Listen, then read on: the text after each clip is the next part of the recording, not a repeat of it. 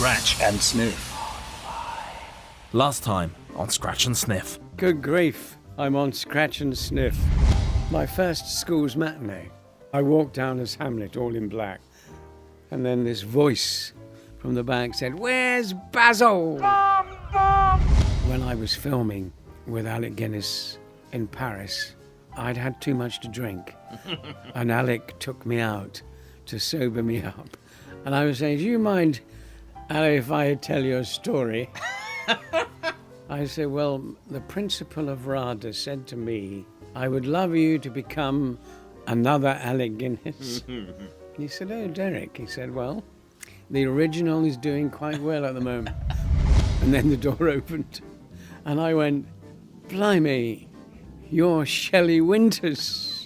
And she said, "And who are you?" And I said, "I'm Derek Fowlds." And she put her tongue right down my throat.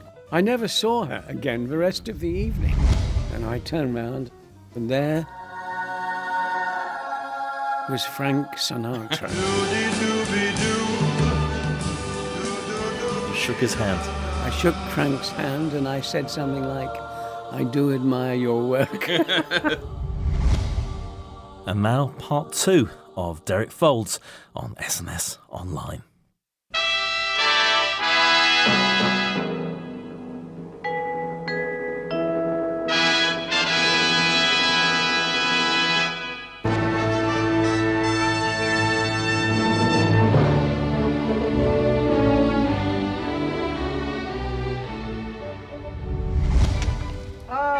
Prime Minister. Good evening, Lord Randolph, Lord Blandford. Good evening. Not dancing, Prime Minister. I'm afraid these old legs are not quite so nimble as they used to be. I must congratulate you, Mr. Disraeli, on a splendid majority. How many? Enough, I fancy, enough. 50 overall. Don't be taken in, my dear fellow. The Prime Minister is delighted with the result of the election. We all are. It came in good time. I think they've stopped playing. Not for long. The Prince is in good form tonight. They'll go on until the small hours. Oh, dear. Now, what's the matter, Prime Minister? Don't you like a good party? Have a drink. So in 1975, you were cast as Lord Randolph Churchill in a very prestigious production done by ITV, Edward VII. Yeah. How was that? Well, it was a wonderful series with, you know, the great Timothy West as Edward VII, and Ned Crosby as Queen Victoria, and lovely Robert Hardy. Robert Hardy. Yeah. And I knew the director, John Guilgud, and he said, "Would you like to play Lord Randolph Churchill?" I said, "God, how wonderful, with that cast." And John Guilgud playing Disraeli. Hey! No, we used to rehearse in those days. Apparently I looked fairly like Randolph Churchill as he was at that age, and that's how I got the part. I mean, it's all physical, isn't it? And I had this scene with Sir John as Disraeli, and we were rehearsing, and I found it quite difficult. I was so in awe of John Guilgud. And, As one would be. As one would be, yes. The great. And John Guilgud said to me he said, "Will you stay behind, Derek? I want to talk to you about that scene." I said, "Yeah, of course." He said, "I'm not happy with the scene." I said, "Right." He said, "Because, I mean, you're very good as Lord Randolph Churchill. You're going to be wonderful. But your scene with Sir John, you must remember that he is Disraeli. He's a jumped-up common Jew. And you are a peer of the realm." And I said, "Well, I find it difficult because why is he playing it like the Queen of England?" Oh. I never told Sir John that. Well, no, you wouldn't really. You didn't give him notes, did you? No, I was so honoured and privileged to be in that series. It was hugely successful. But I love it. I mean, I've been reviewing some of it on YouTube. I mean, it's sumptuous in terms of the set design and everything, the whole lighting. Oh no, it was a big. Well, it was the Downton Abbey of its day. Huge, and made Tim West into a big star. Absolutely. Yeah. You never did a Doctor Who. You should have been in Doctor Who. I'm quite annoyed about that. You should have been Doctor Who. Wouldn't that be wonderful? Yeah. I never did a Doctor Who, and I never did a Bill. You know the bill. Everybody does the know. bill, darling. Everybody does a bill, and not me. My partner will laugh at that very much because there's always this running gag that everybody's in the bill at some point. Yes. I'm the only actor in England that's never been in the bill. But there you go. You're listening to Derek Fowlds on SNS Online. And don't forget, this show acts as the perfect complement to Derek's autobiography, A Part Worth Playing, written with Michael Sellers, that covers his 60-year career to date, the actors he's worked with along the way, the good times and bad, plus many wonderful anecdotes.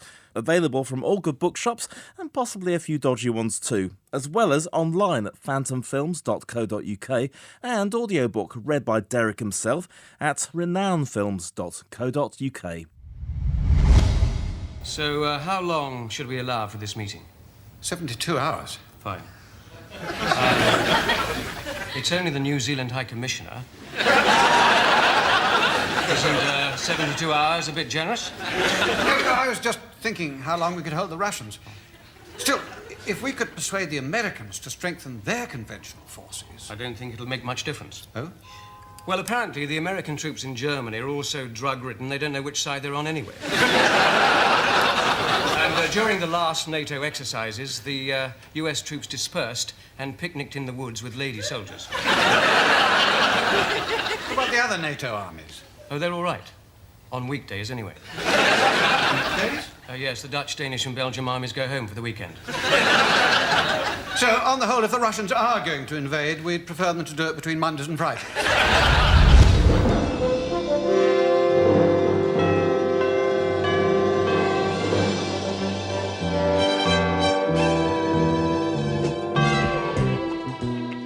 So we get to 1979, although the first episode of this show that we're about to speak about was, I think, transmitted the following year because of the general election. You were cast as a principal private secretary to the Minister of Administrative Affairs, Bernard Woolley, in a brand new series called Yes, Minister, written by Jonathan Lynn and Antony J. Jonathan Lynn being an actor himself. Yeah. I went to see my agent, and then coming out of the door was Johnny Lynn. And I said, "Hello, Johnny, how are you? What are you doing?"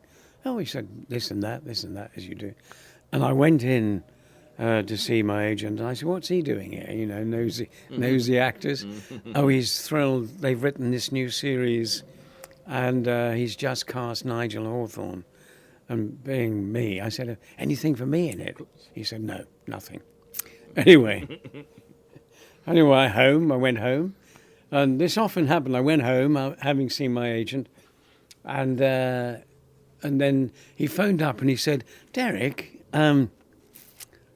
Johnny has had this idea and he's sending you, there may be something for you in it, and he's sending you a script and it's called Yes, Minister." And I said, "Is it about vicars?" I thought it was I thought Derek Nimmo might be in. Well, a lot of those shows were around in those days. All gas and gators. Yes. And he said, "No, it's about politics." I said, "A sitcom about politics? Well, that's new." Anyway, I got the script and I was blown away. I thought, this is so different. Will people like it? It was innovative. The script was brilliant. I loved the character. I didn't quite know what I was going to do with it. And thereby hangs another story, because I was thrilled. I said, yes, I would love to do it. And the first scene I had to play was not in the studio. It was outside number 10. And I knew Paul and I knew Nigel, so it was great that I was going to work with them.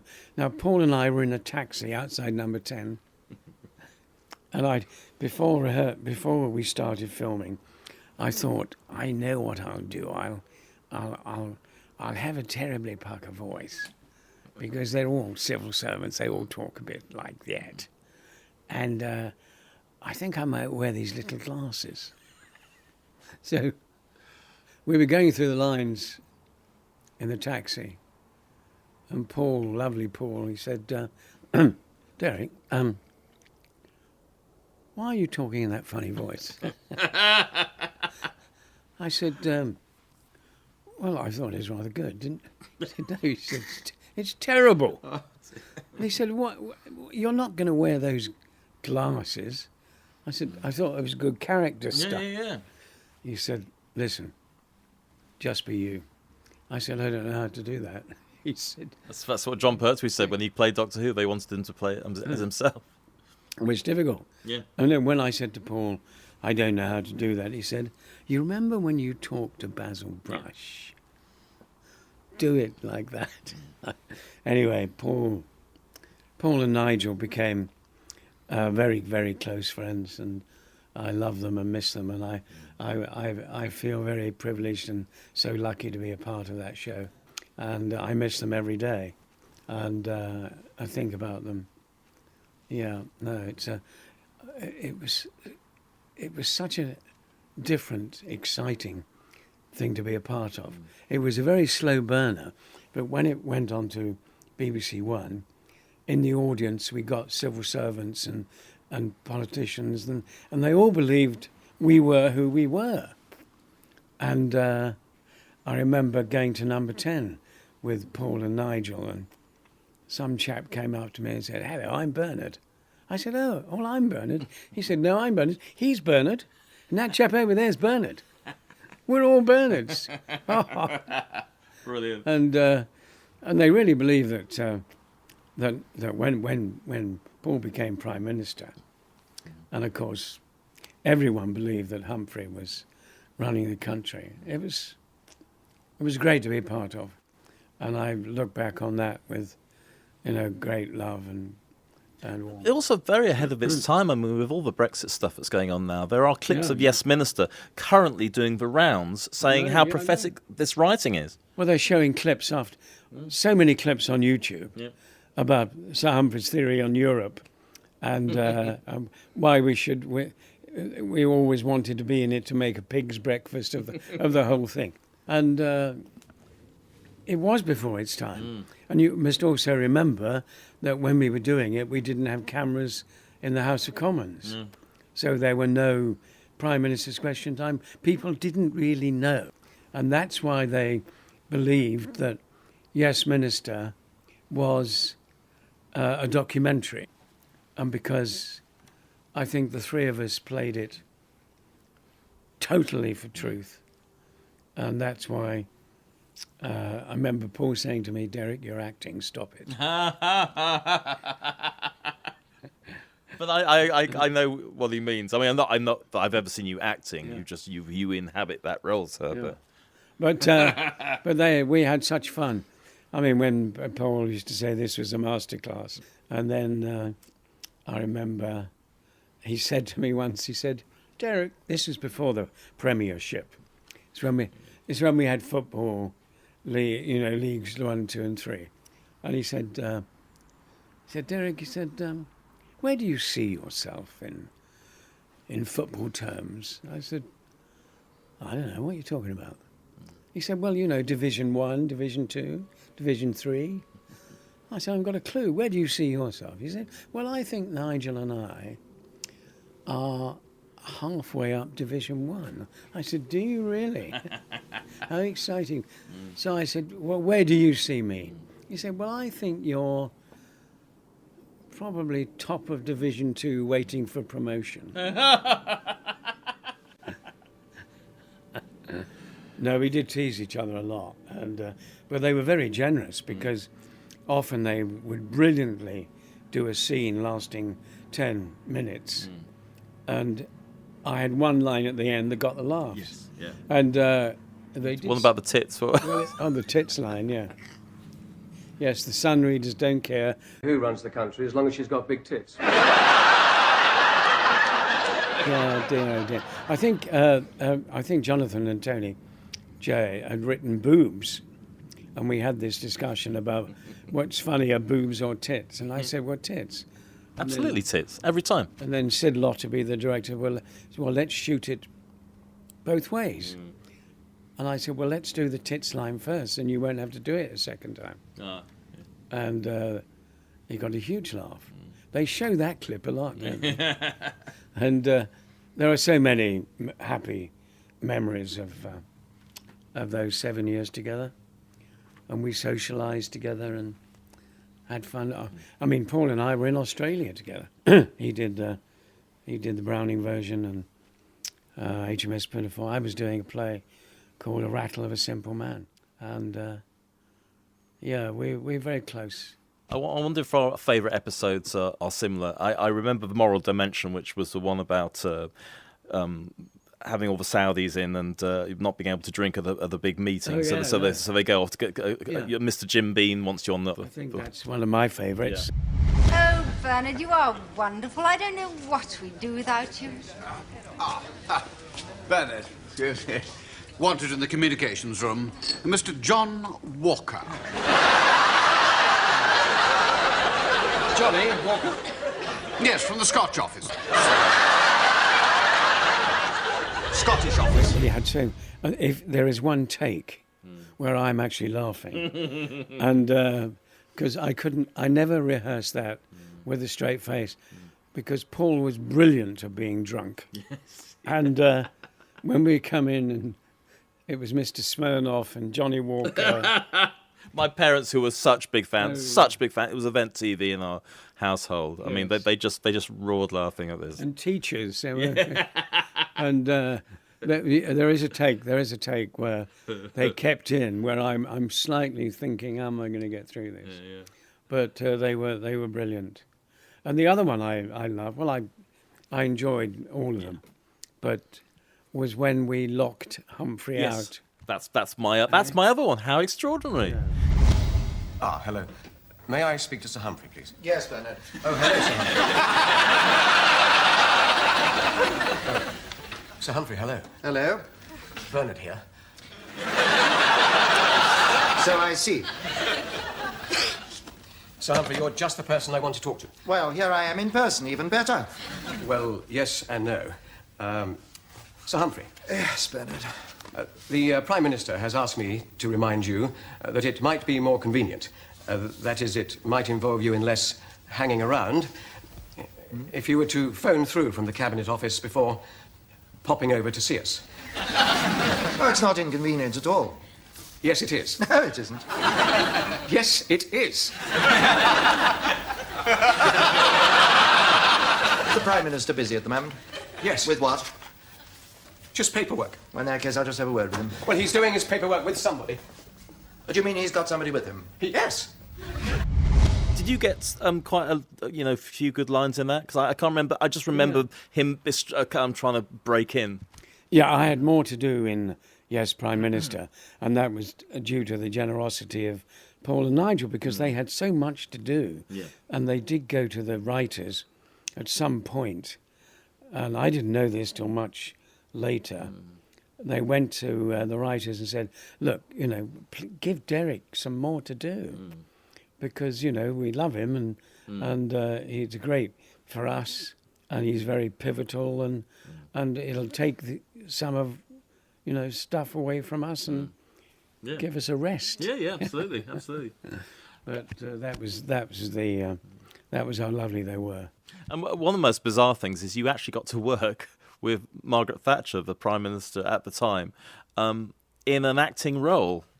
No, I didn't. Oh, you weren't in that. I apologise. No, I was on tour. Oh, you're Thank on God tour. I got away with that. You're on tour, and whoops, there go my bloomers. Yeah. Carrying up the Khyber. No. I don't know what I was. No, I was doing something. Something. And So it was just for two of them, okay? Yes, and they didn't want to go, and in the end they were persuaded, and I don't think they enjoyed it much. But Okay. it came over all right. But Yeah, it was a bit of a giggle, I yeah, it suppose. was a But giggle, yeah. Yes, it's all very simple. I want you to abolish economists. Abolish economists, Prime Minister. Yes, abolish economists, and quickly. All of them, Prime So, could you possibly give us a little quote? Can you drag some of those wonderful words from your memories and give us a bit? Can Bernard inhabit you again for just a short moment? Well, there is one I do remember, I think. It's when I'm talking to Humphrey. He says he needs to know, Bernard. And I said, oh. So you need to know things even though you don't need to know them. You need to know them not because you need to know them, but because you need to know whether or not you need to know. And if you don't need to know, you still need to know, so that you'll know whether or not you need to know. Round of applause, everybody.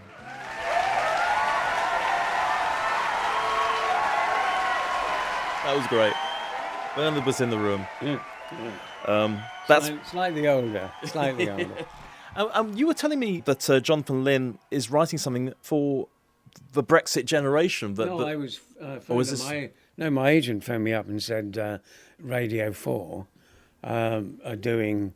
They're waiting for a 5-minute script from Jonathan Lynn on Brexit, and we wondered if Derek Fowlds would, be available to come and do it for us. And I said, any script from Johnny Lynn, it'd be a pleasure. But I haven't heard anything. Okay. So I'm just waiting.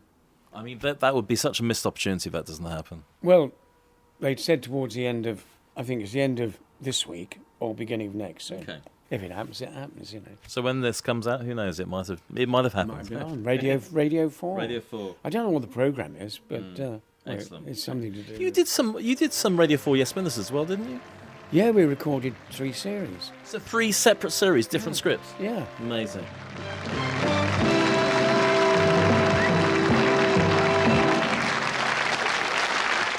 Scratch and sniff.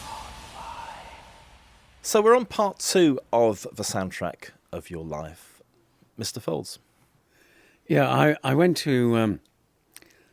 I used to go to America a lot. I had a mentor in New York called Layman Bick, and I used to go often to see him.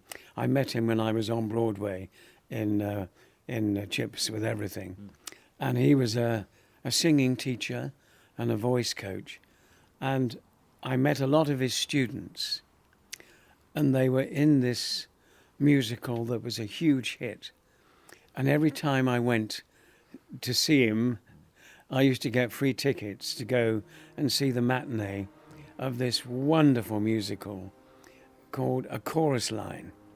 And there's one song in that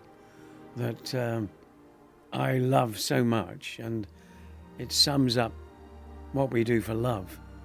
It sums up the performer's craft and how we suffer for our art. And it's Kiss Today Goodbye. Kiss today goodbye, the sweetness and the sorrow. Wish me luck the same to you, but I can't regret what I did for love. What I did for love. Look, my eyes are dry.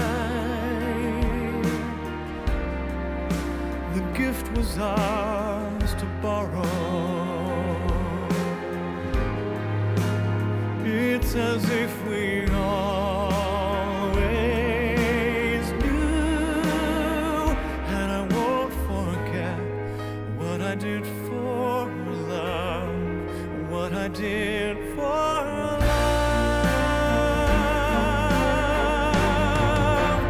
Gone, love is never gone. As we travel on, love's what we'll remember. Kiss today goodbye, and point me toward tomorrow. We did what we had to do.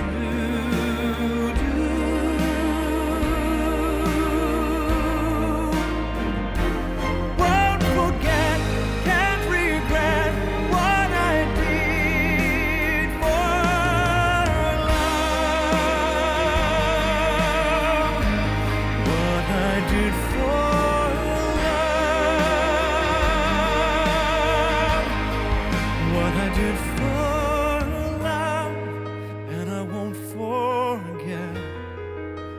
I did for love.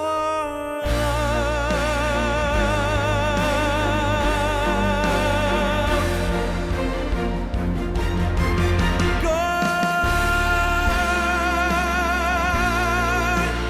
love is never gone. As we travel on, love's what we'll remember. Kiss today goodbye and point me toward tomorrow. We did what we had to do.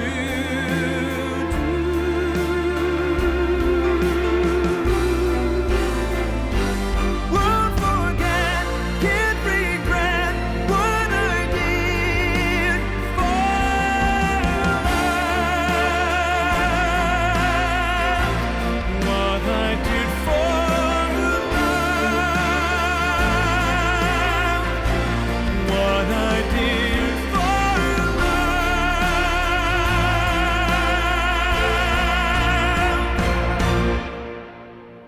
What I did for love.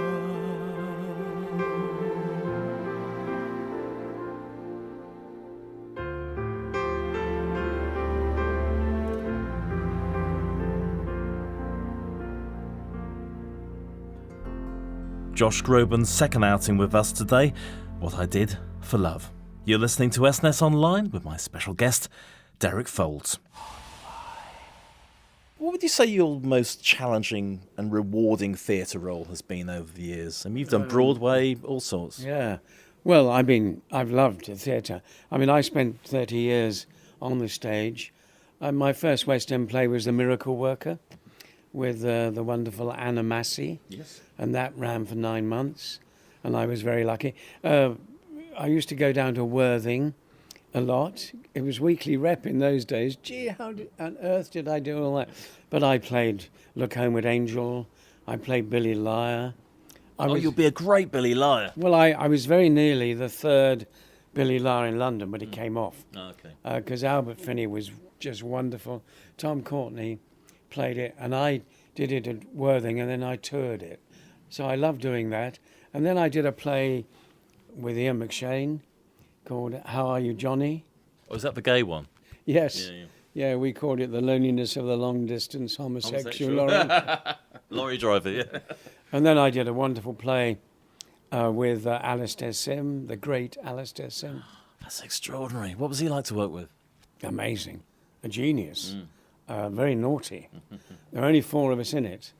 And he used to upstage all of us. I don't know what he did with his... He had these enormous hands and this wonderful face. But, yeah, he taught me a lot, Alistair, and I loved being with him. And then I went into an Alan Ayckbourn play that was in London, in the West End, with John Alderton and Pauline Collins. Confusions, and that ran for 9 months. And then Child's Play with Lawrence Harvey, another hit. And then I've done 14 plays in London. I took over in Run for Your Wife. I did a year, which was a huge mistake in No Sex, Please. Oh, right. We're British. Yeah. And, Why was that a mistake? well, it was just a terrible play. And, of course, originally, Michael Crawford had really played him like Frank Spencer. That's why it was such a success. He created He created Frank Spencer in No Sex, Please, We're British, and it became a hit. And then David Jason took over, who was another manic comic. And when I took over, I think Andrew Sachs did it. I said to John Gale, the producer, my comedy is, I don't do funny voices and funny walks. And is the play good enough? And I soon realised when I opened that, I remember Alan Davis, the director, no longer with us, he said, Derek, he said, you're probably one of the best actors to have played this part, but you're the least funny. Oh. I said, oh, thanks a bunch. Yeah. But I did it for a year, and I started to camp it up. In the end, if you can't beat them, you join them, don't you? But, I love it. I went to Exeter to play Hamlet, which was a joyous time. And I went to the Young Vic to play Macbeth with Jimmy Bolam, and we went to Mexico. It sounds like you've nailed all the big roles. Have you done King Lear yet? No, I can't do that. Okay. No, I haven't got the guns. Okay. You've got to have big guns to do that. Okay. You know, I would probably lose my voice in the first week, you know. Okay, fair enough.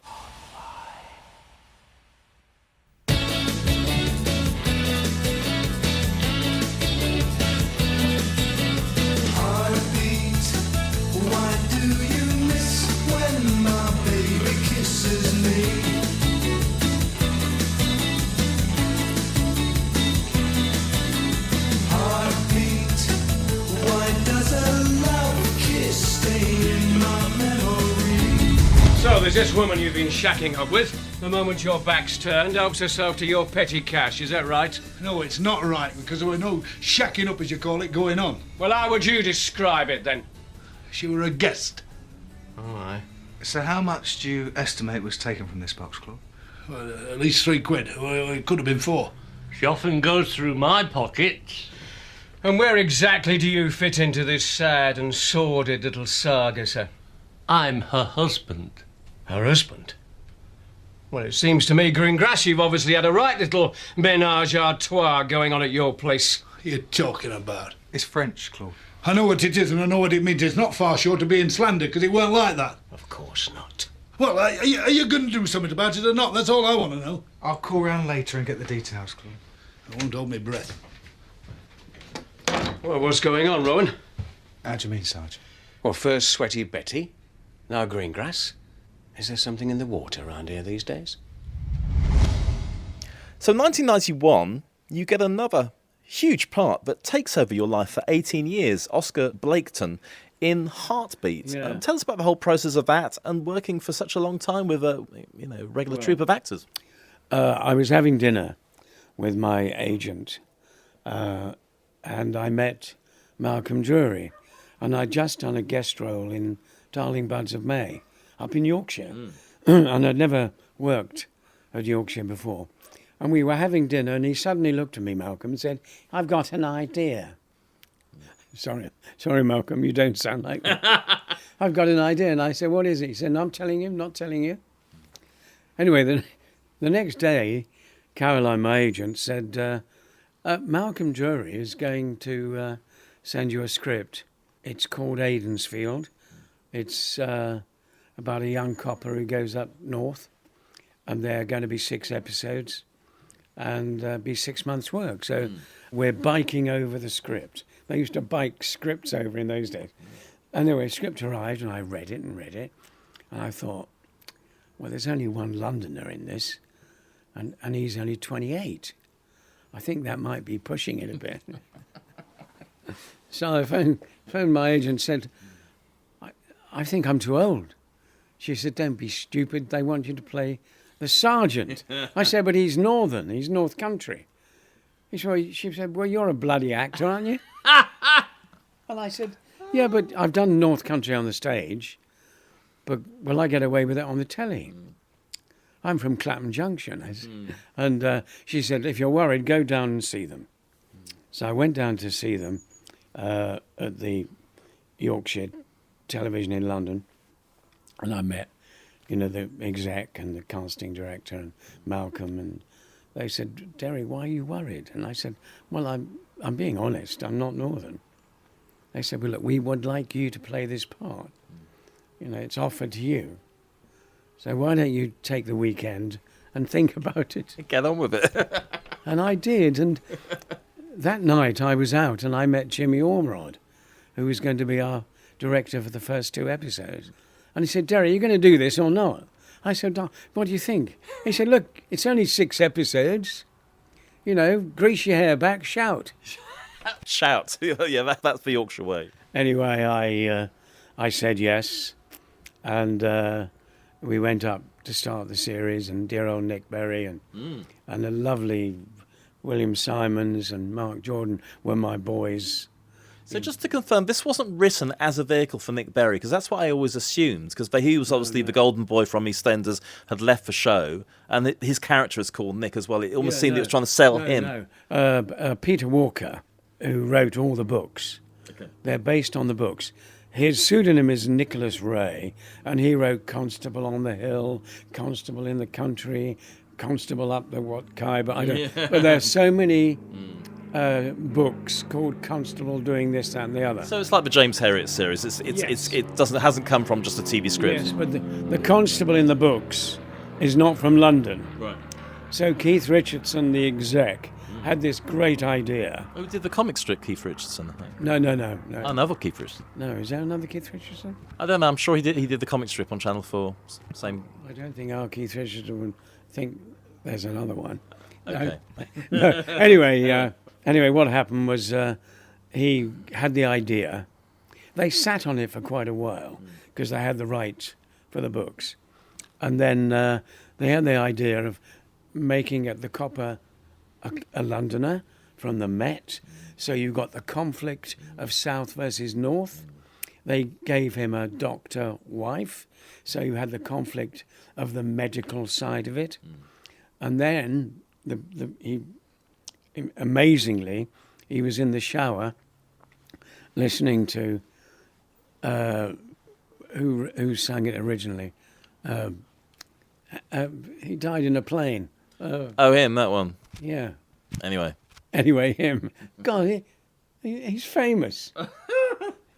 Died in a plane crash. Yes, I know what you mean. He sang Heartbeat. Yeah.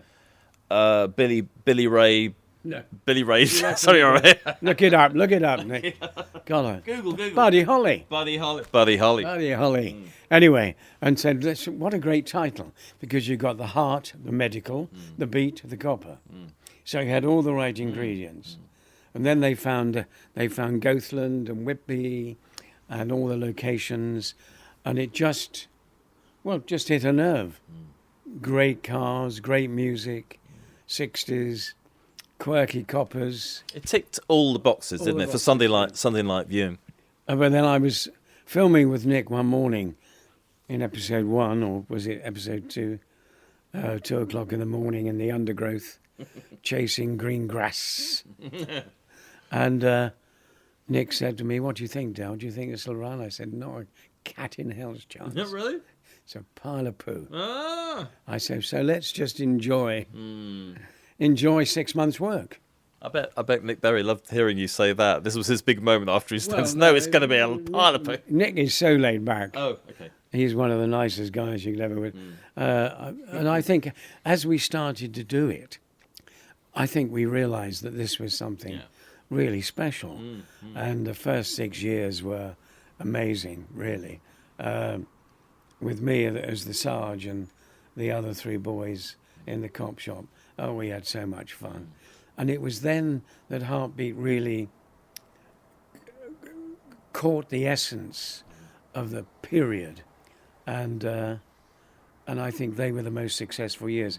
And then when Nick left and Neve left, and because their relationship was pivotal to all what was going on.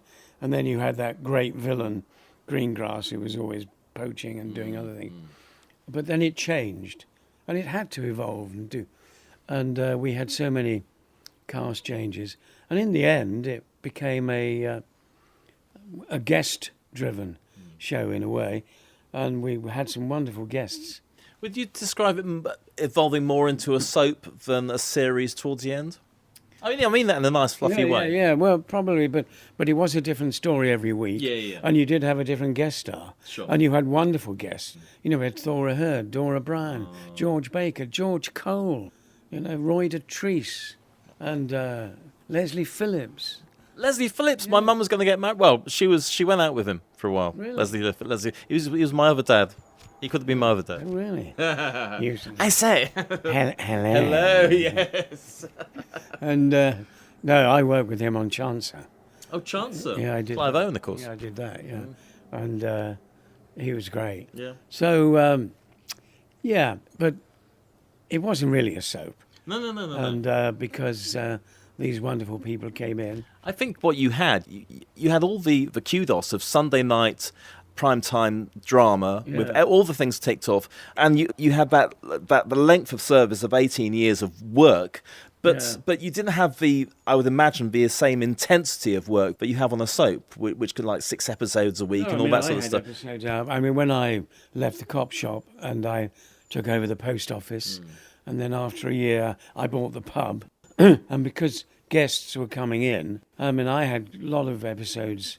I didn't do very much, but I didn't mind. No, it's all... But 18 years. I remember Paul Eddington ringing me up, and he phoned me up. I'd done about 2 years, I think, and the phone rang, and hey, Derek, it's Paul. I said, "Oh, Paul, how are you? What's going on?" He said, "I've just seen Heartbeat." I said, "Really? You on the wrong channel?" He said, "No." He said, "You're very good in it." I said, "Thank you very much, coming from you."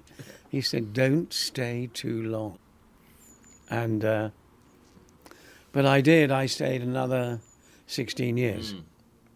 But I think if Paul and Nigel had lived, bless them, God bless them, they'd probably have dragged me out and said, "Get back on the stage."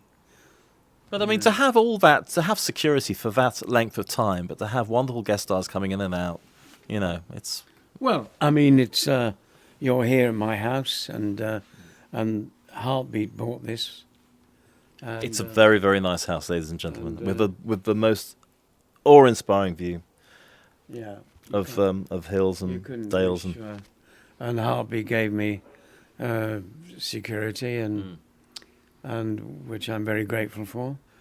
And the only sad thing is that Joe didn't live long enough to enjoy it, really. But so your long-term partner, who you were with for 36 years? Yeah, 36 years. Yeah. Okay. And my book is dedicated to Joe, yeah. So, Derek, let's talk about A Life Worth Living, your autobiography. It's also a part worth playing, is it? Is that what I said? Yeah. No, you said A Life Worth Living. That'll go in the blooper reel. Rather a good title. I wrote this. But you know why? I forgot to bring the book today. Right. I'd read it, but I forgot to pack it. So I obviously just made that up. So what is it again? A part. Right. Okay. Right. Let me do this again. I'm going to laugh now. So, Derek, let's talk about A Part Worth Playing, your autobiography. Yeah. Let's talk about it. Well, I'm not a writer. And I remember when Paul and Nigel brought out their wonderful biographies when we were filming Yes Minister. And they were terrific. And after that, people were saying, "When are you going to write your book?" I don't know why I say that in that voice. But I said I can't write. But I collected 7 titles, all different titles I used to collect. Bill Simons, who worked with me on Heartbeat, his favourite title was "Am I In It?" Am I in it? Yeah. And then I loved "What Was All That About?" I thought at the end of my career I could, and Ben saying, "What was all that about?" Yeah. But no, I have a dear friend who's a novelist. I've known Michael Sellers and his wife for over 20 years. And he's written some lovely books. And if Joe and I were socialising or having lunch or dinner over the years, and I told a story about Gina or Alec Guinness, he would say, "Derek, write it down." And I said, "Well, I can't write." Anyway, this went on for years. And then it was 2013 when, it was not a good time. No. And he suddenly turned up, came to my drive, got out, gave me a dictaphone, lots of cassettes, and said, "Okay, you may not be a writer, but you're a storyteller. So sit in your armchair and tell us the story of your life." And that's what I did for a year and a half. And that's how the book came about. And it was Michael, because I was going to call it all those things like, I had Mr. Derek a life at one point.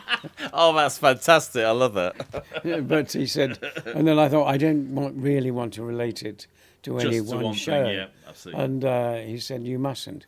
And then there's a bit in the passage in the book where I'm on my way to my first wedding. Sounds terrible. And my best man and I are dressed up to the nines in morning suit and grey top hats. And I said to Robin, I said, my best man, I said, look, I'm a working class boy from the sticks. What am I doing dressed up like this? I said, it's like being in a play. And Robin said, you are in a play. I said, really? I hope it's a part worth playing. And Michael picked that up and said, I think that's a good title. And so when people ask me, what's the title about? It's about life, not about a specific role. It's just about living. And when you get to my age, and you're grateful to wake up in the morning and walk in a straight line, then it's a part worth playing.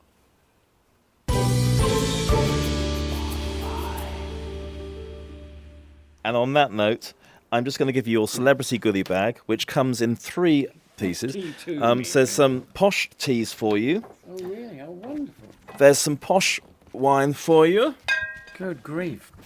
And finally, some posh chockies as well, which are summer chocolates, and they go in the fridge. I am totally overwhelmed. Did Katie get all this? Oh, yes, she got all this, yeah. No, wonderful.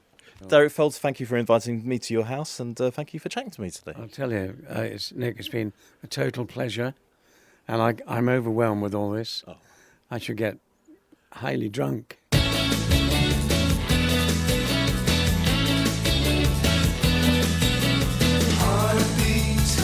Why do you miss when my baby kisses me?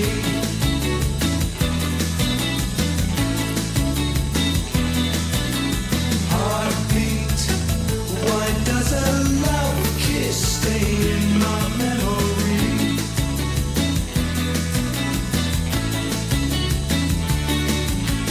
Riddle it back and sing to me love story. And bring to me love's glory. Heartbeat, why do you miss when my baby kisses me?